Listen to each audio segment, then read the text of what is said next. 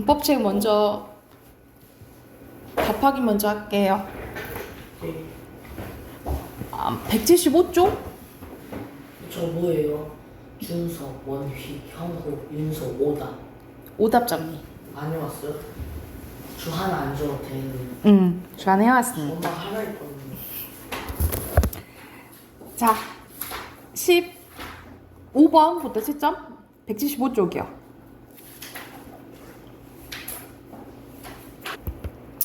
자, 15번에 단어 의미 관계에 대해서 여기서는 적절하지 않은 거네요. 자, 여기서는 답이 3번이거든요. 반의 관계는 의미상 모든 요소에 차이가 있으면 안 되지. 다른 건 다 똑같고 하나만 달라야 된다라고 보시면 돼요. 하나만 달라야 되고 16번에 알맞지 않은 것은 여기서는 의미가 다른 거. 2번. 오케이. 2번. 17번에는 여기서는 유의관계잖아. 그치? 쪽 비슷한 것은 5번이고요. 여기서 대처할 수 있는 것은? 오케이. 4번입니다. 19번에 여기서 반의 관계가 아닌 거. 여기서는 4번이고요. 20번에 잘못 연결된 것은?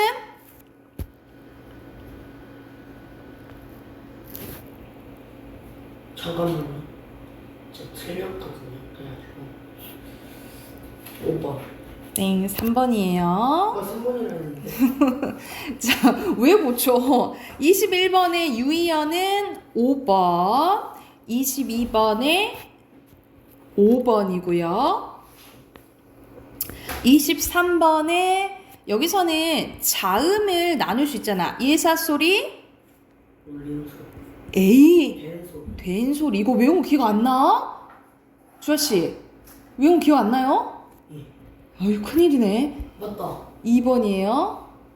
엄마한테 생각 말 안 했다. 24번에 적절한 거 2번이고요. 25번에 다이어니까 3번입니다. 26번에 같은 의미로 쓰인 거 5번이고요. 27번에 설정하다와 유의관계 있는 거 넣어서 말 되는 고르면 되겠죠. 4번이에요. 28번의 중심적 의미는 여기서는 우리 사람 눈 생각해야 되겠지, 그치? 5번입니다. 그리고 29번의 동의미예요. 의미가 완전 다른 거야 돼. 4번이고요. 30번에 4번 다르다고 해야 되겠죠? 아버지와 딸의 얼굴 다르다 이렇게 해야 되고, 그리고 31번에 4번입니다. 5번 아니에요? 필시는 약간 무조건 이런 뜻 아닌가? 반드시 이런 느낌이에요. 반드시. 적절한 거. 됐나요? 뭐야? 잘 끝났어요. 사실 엄마한테 그거 좀 보내주세요. 시험 때 교재. 하고 문학 꺼내봅시다. 문학 127쪽이에요.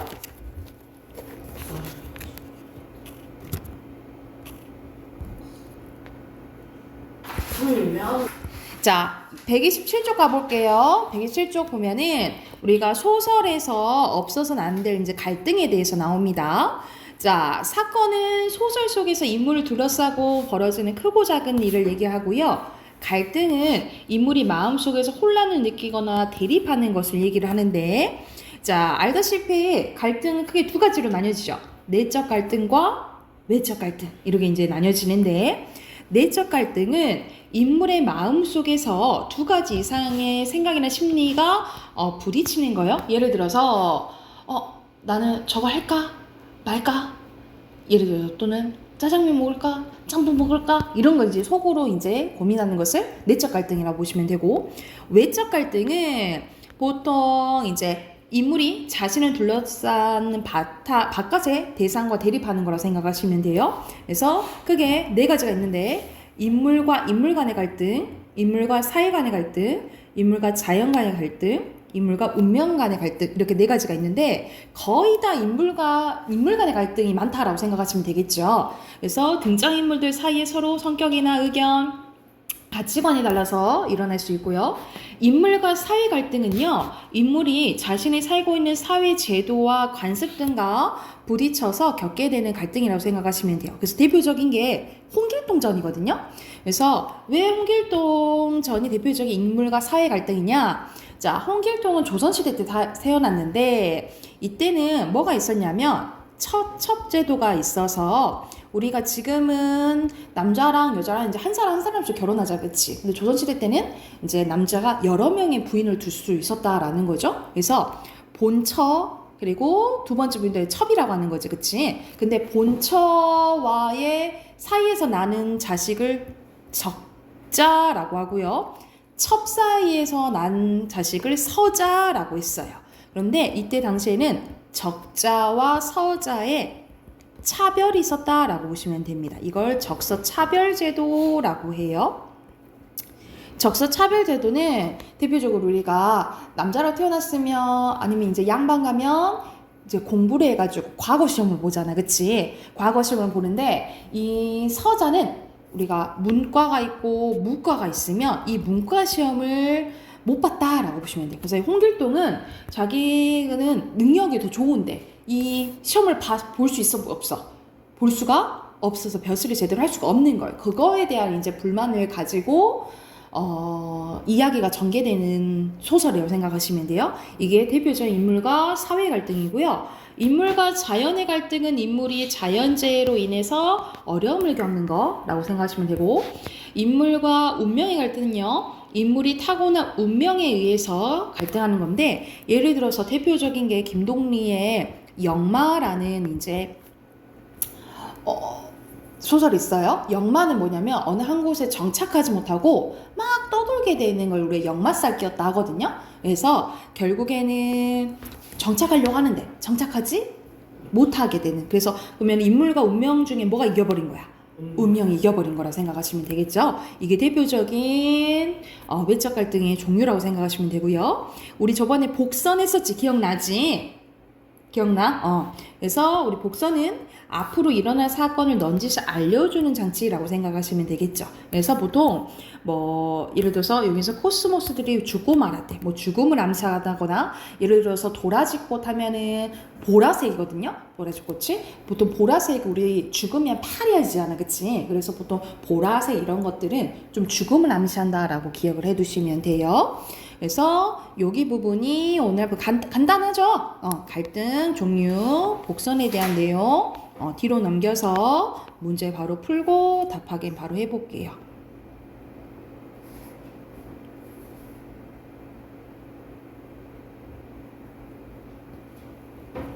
자전거 냈죠? 자전거 냈죠? 그 다음 맞아요. 틀려요. 오, X. 그 다음 쥐바라 손꼽. 아니야, 나랑 누가 등장해?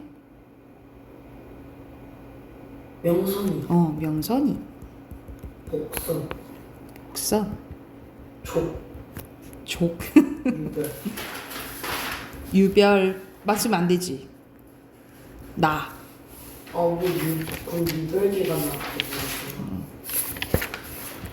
앞으로 가서 122쪽으로 갑니다. 자, 여기서는 박완서의 꿈꾸는 인큐베이터라는 이제 소설인데요.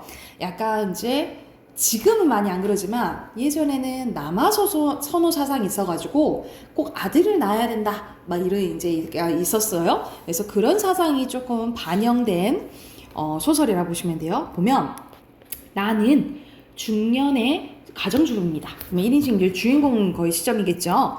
여동생의 아들 슬기의 유치원 재롱잔치에 갔다가 슬기가 공연한 연극에서 여주인공으로 참여한 딸아이 아버지를 만나게 되는데 두 사람은 잠시 대화를 나눠요. 뭘 하냐면 그건 그래요. 제 조카도 정치만 껏지 기집애한테로 맡기만 한 헛풍선이랍니다.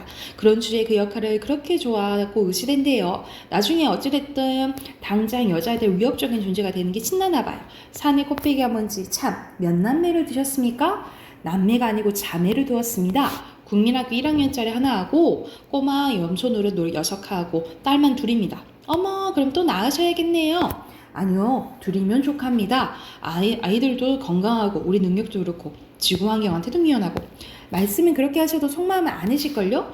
남 다 있는 아들 자기만 없어 보세요. 얼마나 비참하고 섭섭한가. 이렇게 얘기를 해. 물건이면 당장 훔치고 싶다는 옛말이 조금도 그러지 않죠.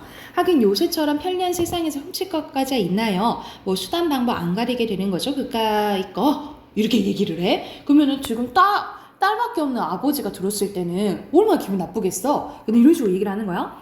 나는 걷잡을 수 없이 수다스러워지다가 무엇인가 놀란 것에 입을 다물었다. 수다가 걷잡을 수 없었던 것보다 더 지독하게 수치심이 걷잡을 수가 없었는데 마치 실수로 중이환시리에 속바지를 깔아내렸다가 찍혀 올린 것처럼 자기는 황당하고 망신스러웠는데 다행히 그가 내 치부를 본 것 같진 않았다. 그래도 나는 속으로 그럴 리 없어. 저 자식은 시방 능청을 떨고 있는 거야 라고 은근히 겁을 먹고 있었대.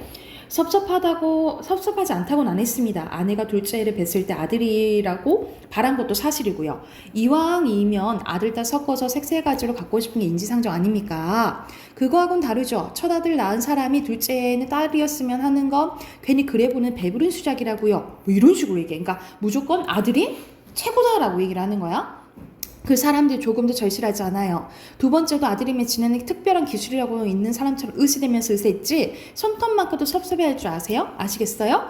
나는 또다시 열오른 목소리를 내었대. 그제야 남자는 고개를 가뚱하더니 바보 같은 목소리를 말했다. 모르겠는데요? 왜 내가 그걸 알아야 되는지 더 모르겠고요. 지금 행복하지 않으시죠? 내 말 맞죠? 아들이 없다는 건 결혼 생활 행복의 중대한 결격사라는 걸 인정하셔야 돼요. 이런 식으로 얘기를 해. 그러니까는 왜 이렇게 얘기하냐면 자기가 그렇게 살아와서 이 사람은 그럴 리 없다. 그걸 이제 인정을 받고 싶은 거예요. 강요를 하는 거죠. 왜 그걸 강요하십니까? 본인이 조금도 그렇게 안 느끼는 걸 가지고 그가 여간 곤욕스러워 보이지 않았다. 암만 그래도 나보다는 덜 곤욕스러우리라. 나는 이 세상에 아들이 있고 없고 하고 인생의 불행하고 연관지어서 생각해 본 적이 한 번도 없는 것 같은 남자를 만난 게 대단히 곤욕스럽고 기분이 나쁜 거야. 뭐 저런 족속이 다 있나 재수공부터 싶으면서도 그 남자를 행복한 채로 놓아주기가 싫었대. 이런 막 심리 같은 거죠. 그것이 분명히 거짓 행복이고 거짓은 깨부숴야 한다는 사명감이 대단히 정의감처럼 짚어졌대. 야구 구경 좋아하지 않으세요? 아들하고 야구 구경 다니고 싶다는 생각 없으세요? 나는 너 좀 약올라 봐라 라는 눈을 가느스름히 뜨고 조롱하는 투로 말했대. 그랬더니 이 아저씨가 또 아들 타령입니까? 이제 얘기를 했다는 거지. 그래서 여기서는 남아 선호 사상에 대해서 이제 비판하는 이제 소설이라고 생각하시면 돼요. 그래서 주제 바로 쓸게요. 주제가 바로 방금 말을 했던 남아 선호 사상에 대한 비판이고요. 중심인물은 나와 그 남자죠. 그리고 배경은 유치원 재롱잔치. 맞아요. 유치원 재롱잔치 날. 갈등은 나와 남자의 무슨 갈등? 아들 갈등. 아들 갈등. 외적 갈등이라고 보시면 되겠죠. 뒤로 바로 문제 풀어보세요. 이었어요. 답은 선생님이 알려줄 건데요.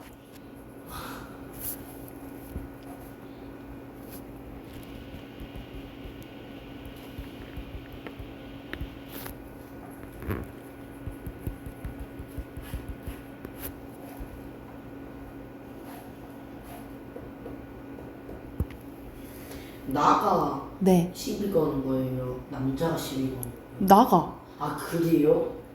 남자가 시비 거는 거예요. 남자가 시비 거는 거 아니에요? 나가 아줌마 아니에요? 네, 자꾸 남자 아들 갖고 싶지 않으세요? 그렇게 얘기하잖아. 뭐야?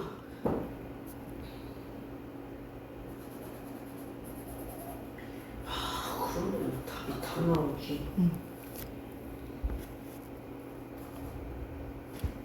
1번에 재롱잔치 수치심, 2번에 4번. 오케이, 3번에 3번. 오케이, 4번에 왼쪽. 외적 갈등이죠. 자, 뒤로 넘기면 이문열의 우리들의 일그러진 영웅, 유명한 소설이에요. 그래서 우리가 1970년대는 생각하면 60, 70년대 생각하면 80년대까지 독재 정권이잖아, 그치? 그 독재 정권을 비판하는 소설이라고 생각하시면 돼요. 그래서 이 권력을 잡고 있는 아이가 어떻게 이제 몰락해 가는지 그거에 대한 이제 내용이라고 생각하시면 되고, 요 부분은 거의 초반 부분이라고 생각하시면 돼요.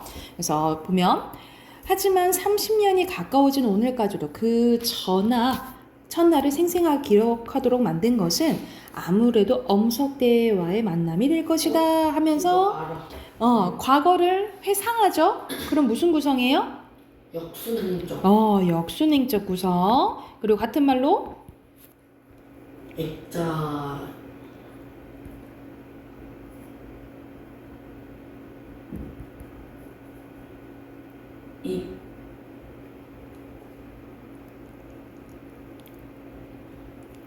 입체적.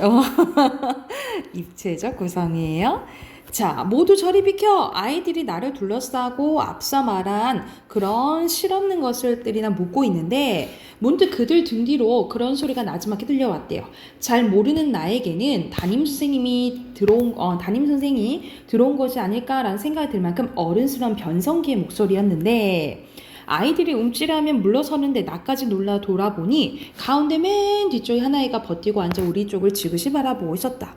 아직 같은 반이 된 지 1시간도 안 됐지만 그 아이는 나도 알아볼 수 있었는데, 담임 선생님과 내가 처음 교실로 들어왔을 때 차렷 경례를 소리친 것으로 보아 급장인 듯 보이는 아이였대. 그러나 내가 그를 엇비슷한 60명 가운데 금방 구분해 볼 수 있었던 것은 그간 급장이어서라기보다는 다른 아이들과 머리통 하나는 더 있어 배일 만큼 큰 앉은 키와 쏟는 듯한 눈빛 때문이었는데, 너 한병태라 했지? 일로 와봐 하고 이제 전학 처음 간 날 이제 불림을 당한 거야. 한시. 이거 한시네. 그가 좀 전에 똑같은 나지막한 힘쓸린 목소리로 말했다. 속옷 하나 까딱하지 않았으나 나는 하마터면 일어날 뻔했는데 그만큼 그의 눈빛이 이상한 힘으로 나를 끌었대요. 하지만 나는 서울에서 다른 아이다운 영악함으로 마음을 다잡았는데 이게 첫 싸움이다. 그러니까 기싸움에 밀리면 안 된다 이렇게 생각이 든 거야. 문득 그런 생각이 들며 버티는 데까지 버텨볼 작정이었다. 처음부터 호락호락해 보여서는 앞으로 지내기 어려워진다는 나름의 계산도 있었지만 다른 아이들의 까닭모를 거의 절대적인 복종을 보자 오기가 막 좀 들었다라는 거예요. 제가 뭔데 애들이 저러지? 하고. 왜 그래? 내가 아랫도리에 힘을 주면 깐깐하게 묻자. 그가 피식 웃었대. 물어볼 게 있어? 물어볼 게 있다면 네가 이리로 와. 뭐? 일순 그의 입꼬리가 치켜 올리는 것 같더니 이내 별소리를 다듬는다시 피식 웃었대. 그럼 다음 더는 입을 열지 않고 나를 가만히 보았는데 그 눈길이 너무도 쏘는 듯해서 맞받기가 몹시 어려웠대. 하지만 이미 내친 김이었다. 이것도 싸움이라 싶어 안간힘을 다해 버티고 있는데 그 아이 곁에 앉아있던 키 큰 아이 둘이 내게 들어왔대요. 일어나 임마. 둘 다 금세 덤벼들기라도 할 듯 성난 기색이었는데 아무리 가늠해 봐도 힘으로는 어느 쪽도 당해내기 어려울 것 같은 녀석들이었다. 나는 얼결에 벌떡 일어났다. 그 중에 하나가 왁살스레 내 옷깃을 잡으며 임마 엄석대 오라 하잖아 급장이. 내가 엄석대란 이름을 들은 건 그때가 처음이었대.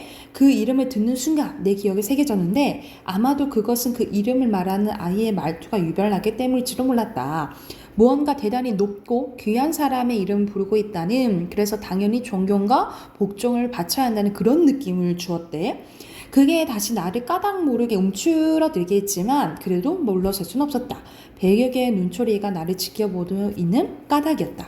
너희들은 뭐야? 나는 체육부장이고 쟨 미화부장이다. 이렇게 얘기를 하는 거예요. 그런데 너희가 왜 엄석대가 급장이 와보러 하잖아. 내가 그에게 가서 대령해야 할 유일한 이유가 그가 엄석대고 급장이라는 때문이라는 걸 두 번의 되풀이 듣게 되자 나는 쟤 보통 아이 아니구나 심상치 않은 걸 느꼈대요. 이때껏 서울에서 내가 겪었던 급장들은 하나같이 힘가는 거리가 멀었는데 집안이 넉넉하거나 운동을 차례 거기에서 얻은 인기로 급장이 되는 수도 있었으나 대개는 성적순으로 급장, 부급장을 결정되었고 그 역할도 급장이란 직책이 가지는 명예를 빼면 우리와 선생님 사이의 심부름꾼에 가까웠다. 드물게 힘까지 센 아이가 있어도 그걸로 아이들을 억누르거나 부리려고 드는 법은 거의 없었는데 왜냐면 다음 선거가 있을 뿐만 아니라 아이들도 그런 걸 참아주지 않는 까닭이었다. 그런데 나는 그날 새로운 성질의 급장을 만나게 된 것이었다. 급장이 부르면 다야? 급장이 부르면 언제든 달려가 대령해야 되냐고 하는 부분인데 이제 결국 이제 안우석대한테 조금 수긍했다가 나중에 이제 마지막에 엄석대가 이제 몰락하면서 이제 끝나게 되는 이야기라고 생각하시면 돼요. 그러면 주제 아까 선생님 주제는 그 권력에 대해서 얘기한 거라 했잖아, 그치? 그래서 주제는 독재 권력과 부조리함에 순응하는 현실에 대한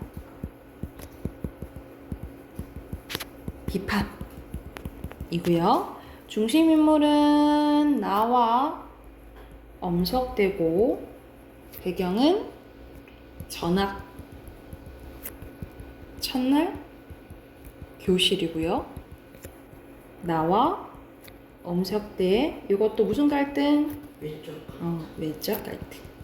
이름은 되게 무섭고 석대 돌 같잖아 돌. 좀 그래서 강한 느낌이 들죠. 자, 뒤로 넘겨서 네 문제 볼게요.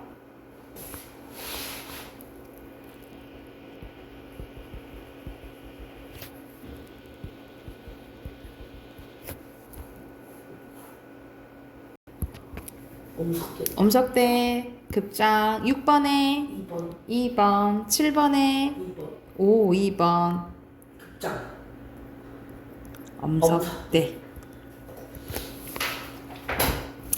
자, 선생님이 문제를 줄게요. 그리고 다음 주부터는 시험 대비인 거 알죠? 엄마가